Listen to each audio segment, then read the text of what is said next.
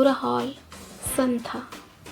मीरा की आवाज़ निकली, शांत, संयमित और बेहद भारी। कॉन्फ्रेंस के दौरान मेरा व्यवहार अनुचित था और इसके लिए मैं राघव रायजादा से माफ़ी मांगती हूँ। एक पल को कैमरों की फ्लैश और तेज हो गई। रिपोर्टर्स में हलचल मच गई। मीरा की आवाज़ कांपी नहीं, पर उसकी आंखें अब नमी से भर चुकी थी। उसने सिर हल्का झुकाया, इतना जितना में कि उसके आंसू छुप सके। फिर राघव ने माइक उठाया, होठों पर हल्की विजयी मुस्कान।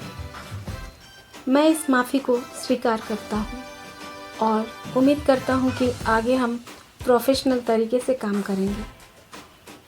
उसने मीरा की ओर देखा। उस नज़र में जीत थी, पर कहीं बहुत गहरी, एक अजीब सी खलबली भी। कुछ पल बाद प्रेस कॉन्फ्रेंस खत्म हुई। तालियां बजी, कैमरे बंद हुए, लोग उठने लगे। हॉल में जैसे सांसें वापस लौट आई। कैमरों की लाल बत्तियां बुझी, माइक नीचे हुई और फुसफुसाहटें चारों ओर फैलने लगी। कुर्सियों के सरकने की आवाज़ आई, लेकिन उस शोर के बीच भी मीरा को सब कुछ बहुत दूर, बहुत धुंधला लग रहा था। वो कुर्सी से उठी। उसकी चाल में जल्दबाजी नहीं थी, पर भीतर कुछ टूट चुका था जो अब उसे एक पल भी वहाँ रुकने नहीं दे रहा था। कंधे सीधे थे, सिर ऊपर, लेकिन चेहरे पर एक अजीब सी रिक्तता थी, जैसे कोई भावना अभी अभी उसे छोड़कर गई हो। साक्षी वहीं खड़ी थी। मीरा ने उसकी ओर नहीं देखा, बस आगे बढ़ गई, सीधे, बिना रुके। राघव की नज़र उसी पल उस पर टिक गई। वह सब देख रहा था, मीरा की पीठ, उसके कंधे की सख्ती और वह हल्का सा झुकाव जो सिर्फ वही आदमी पहचान सकता था, जिसे अहंकार के साथ साथ इंसानी कमजोरी भी पहचानने की आदत हो। उसके भीतर कुछ उफन पड़ा, वो सब जो प्रेस के सामने नहीं कहा गया था।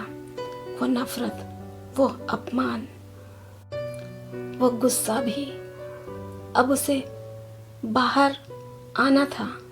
राघव ने धीरे से अभय की ओर देखा। उसकी आंखों में आदेश था, तुम पार्किंग में चलो। आवाज शांत थी, लेकिन उसमें कोई विकल्प नहीं था।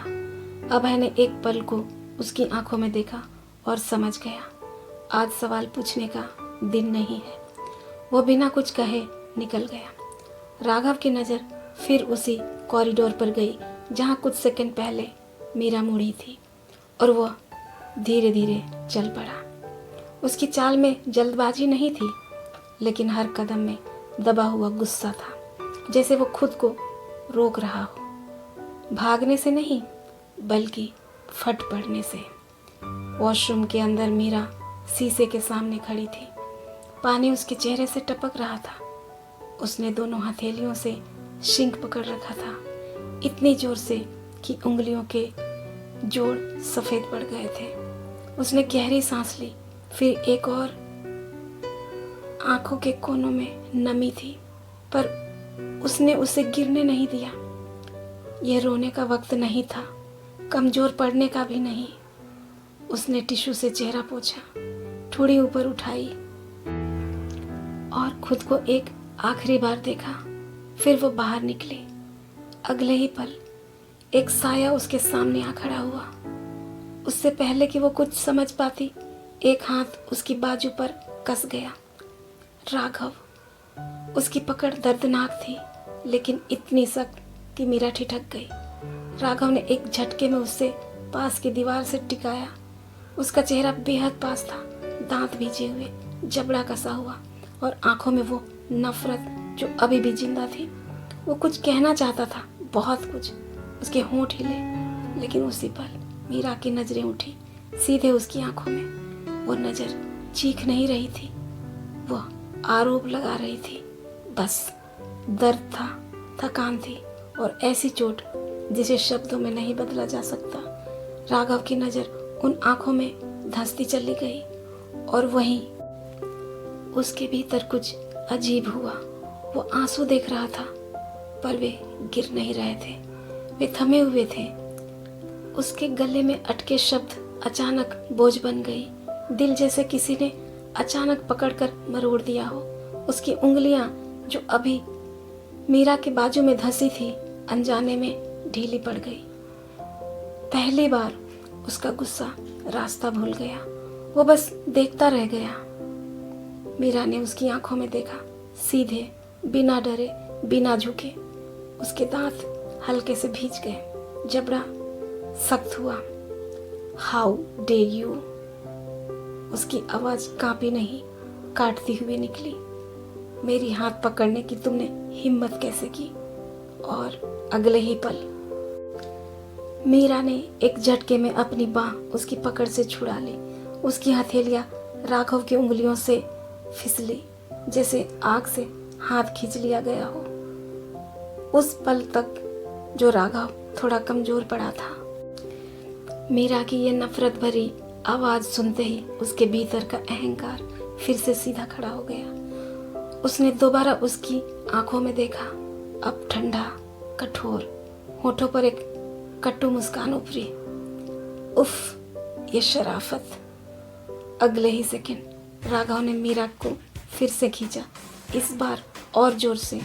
दीवार से उसकी पीठ फिर टिकाई। उसका चेहरा बेहद पास था, दांत भींचे हुए।